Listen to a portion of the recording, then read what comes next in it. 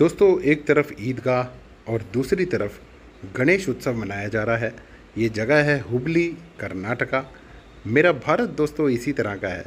यहाँ पर अलग अलग धर्म, अलग अलग मान्यताओं के लोग एक साथ मिलजुल कर रहते हैं। गणेश उत्सव, ईद, दिवाली, होली, उगादी, पोंगल, रक्षाबंधन, ये सारे त्यौहार दोस्तों यहाँ पर मिलजुल के मनाए जाते हैं। ये सामने आप जो भीड़ देख रहे हैं, इसमें हर धर्म के लोग हैं जो यहाँ नाच रहे हैं खुशी में। और खुशी किस बात की कि हम सब एक हैं, हम सब भारतीय हैं। ये जो मेन जगह है दोस्तों, ये रानी कित्तूर चेन्नम्मा चौराहा है। ये रानी चेन्नम्मा जी की एक मूर्ति लगी हुई है यहाँ पर।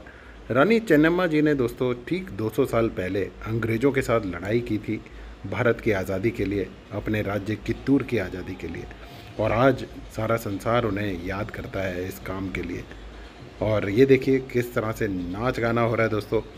तरह तरह के हिट गाने चलाते हैं डीजे पर और लोग जो हैं उन धुनों पर थिरकते हैं। देखिए किस तरह का मज़ा आ रहा है। और समाज में दोस्तों जब इस तरह से एक साथ मिलकर प्रेम भाव से कोई उत्सव मनाया जाता है तो उसका मज़ा ही कुछ और है दोस्तों लोकमान्य तिलक जी थे जिन्होंने 1892 में गणेश उत्सव मनाने की शुरुआत की थी महाराष्ट्र से।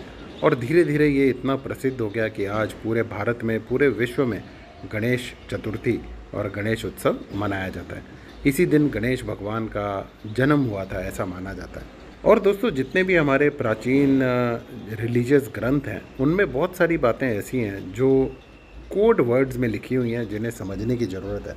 अब गणेश जी जो हैं ये भी एक बहुत बड़ा संदेश देते हैं। आप देखिए गणेश जी का सिर जो है बहुत बड़ा है, कान बहुत बड़े हैं, क्योंकि इस मूर्ति में जो गणेश जी का सिर है वो एक हाथी का है। उनका पेट बड़ा है, नीचे रिद्धि सिद्धि हैं, उन्होंने कदम जो है अपने चौकड़ी मार रखी है। और जो मूषक है उनका वाहन कहलाता है, उसे अपने पैरों के नीचे दबा रखा है। तो ये जो गणेश जी हैं ये बहुत बड़ा एक मैसेज देते हैं। वो मैसेज क्या है मैं आपको बताता हूँ। दोस्तों गणेश जी की मूर्ति ये संदेश देती है कि जैसे उनका सिर बड़ा है, इसका मतलब दिमाग जो है वो सिर में ही होता है। तो आप अपने विचारों को बड़ा रखिए, विचार बड़े रखिए। कान बड़े हैं तो कानों से ढंग से आप चीज़ सुनिए, समझिए। सूंड उनकी बहुत बड़ी है, तो इस तरह से हर चीज़ अपने कंट्रोल में रखिए। और जब आप ये करेंगे तो ऑटोमेटिकली आपको सुख समृद्धि आएगी। और जो उनका बड़ा पेट दिखता है मूर्ति में, वो सुख समृद्धि का सूचक है। रिद्धि सिद्धि उनके हाथों में है। और जो मन है दोस्तों मानव का, वो एक चूहे की तरह यहाँ वहाँ भागता रहता है। गणेश जी की मूर्ति में चूहा उन्होंने अपने पैर के नीचे दबा रखा है।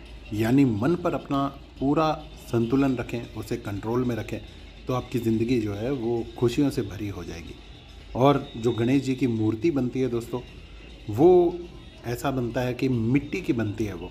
और उसके साथ साथ जो मोदक या खाद्य पदार्थ रखे जाते हैं, जब इस मूर्ति का विसर्जन होता है किसी वाटर बॉडी में, नदी में या तालाब में, तो वहाँ जो रहने वाले जीव हैं उन्हें भी खाने के लिए कुछ खाना मिल जाता है।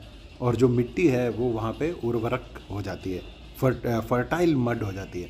तो उसमें नया जीवन जो है वो पनपता है। तो ये सब सूचक हैं जो गणेश जी की मूर्ति में कोड फॉर्म में दिखाने की कोशिश की गई है। ऐसा है हमारा सनातन धर्म।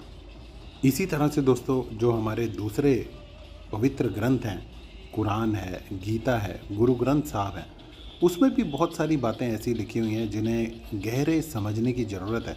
अगर हम इनकी एक भी बात, एक भी सेंटेंस समझ जाएं तो हमारी ज़िंदगी जो है वो बिल्कुल सुख समृद्धि वाली हो जाएगी। लेकिन क्या है, इंसान लालची है, इंसान स्वार्थी है।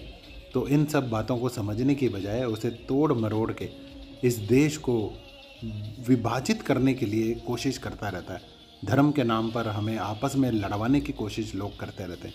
तो इन सब चीज़ों से बचने का तरीका यही है दोस्तों कि अगर हम इन अपने पवित्र ग्रंथों का सम्मान करेंगे, इनमें जो बातें लिखी हुई हैं उन्हें सही ढंग से समझेंगे और आपस में मिलजुल के रहेंगे, तो कोई ऐसी ताकत नहीं जो हमें जुदा कर सके या हमारे देश को पीछे हटा सके। आज आप देखिए पूरे विश्व में कहीं ना कहीं वॉर हो रही है, कहीं ना कहीं झगड़े चल रहे हैं, लेकिन हमारा देश है जहाँ पर लोग अच्छे हैं, यहाँ पर हम उतने ज़्यादा किसी से लड़ नहीं रहे। इतना ज़्यादा हमारे यहाँ कोई दंगे फसाद नहीं हो रहे कि आम आदमी को परेशानी हो रही हो। तो इस तरह का देश है दोस्तों मेरा भारत। दोस्तों ये मेरे पास कुछ पुरानी यादें थी 2023 के गणेश उत्सव की, जो हुबली में मनाया जाता है बड़े ज़ोर शोर से। तो उसकी कुछ झलकियाँ मैं आपको दिखाने के लिए वीडियो प्रसारित कर रहा हूँ। अब क्योंकि नया जो गणेश उत्सव है 2024 का, वो 7 सितंबर से शुरू होगा। 11 दिन के लिए गणेश जी स्थापित होंगे लोगों के घरों में, सार्वजनिक स्थानों पर उनकी पूजा अर्चना होगी और फिर 11वें दिन उन्हें विसर्जित कर दिया जाएगा किसी न किसी जलाशय में या किसी न किसी नदी में। अब दोस्तों बड़ी महत्वपूर्ण बात कि जहाँ भी आप गणेश मूर्ति स्थापित कर रहे हैं, कोशिश कीजिए कि वो पूरी की पूरी मिट्टी की मूर्ति आप रखें। पीओपी की या तरह तरह के रंगों वाली या प्लास्टिक से सुसज्जित ऐसी मूर्तियाँ ना रखें, क्योंकि जब ये सारा सामान नदी में जाता है, वाटर बॉडी में जाता है, तो वहाँ जो जीव जंतु हैं दोस्तों, मछलियाँ हैं, कछुए हैं, तरह तरह के छोटे जीव हैं, वो लोग इन चीज़ों को खाकर मर जाएंगे। जो कलर्स होते हैं उनमें जहर है, प्लास्टर ऑफ पेरिस किसी काम का नहीं है, प्लास्टिक है, ये कहीं ना कहीं उन्हें जान से मार देगा। तो जो मेन उद्देश्य है गणेश उत्सव मनाने का, वो ही अगर पूरा नहीं हुआ तो क्या फ़ायदा। तो दोस्तों ये एक ऐसा ज़बरदस्त डांस, गाना और ये सब खुशी मनाते मनाते गणेश जी को जब लेके जा रहे थे, तो हुबली में किसी ने बताया कि यहाँ पर एक बहुत बड़ा टैंक है जहाँ पर हर गणेश जो है विसर्जित किए जाते हैं। तो मैंने कहा क्यों ना आप सबको वो टैंक भी दिखाया जाए।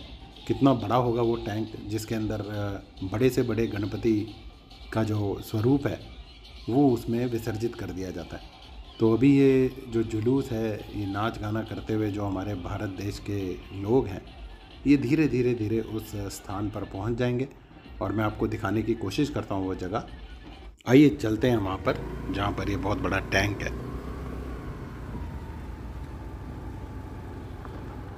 यादें हैं इस वीडियो में, अपने दोस्तों के साथ शेयर कीजिए और तैयारी कीजिए 2024 के गणेश उत्सव की।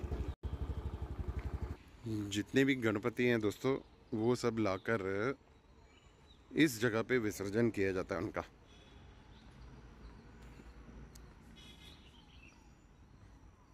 ये स्थान है जहाँ मूर्ति को रख के पूजा करके और इस कुएं में डाल देते हैं।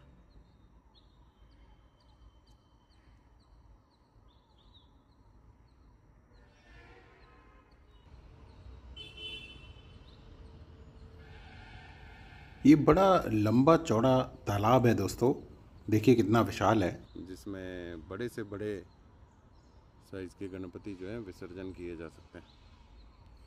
तो कैसा लगा ये वीडियो, कमेंट्स देकर मुझे बताइए, अपने दोस्तों के साथ शेयर कीजिए अगर आपको मज़ा आया हो, ऐसी जानकारी आपको इसमें मिली हो।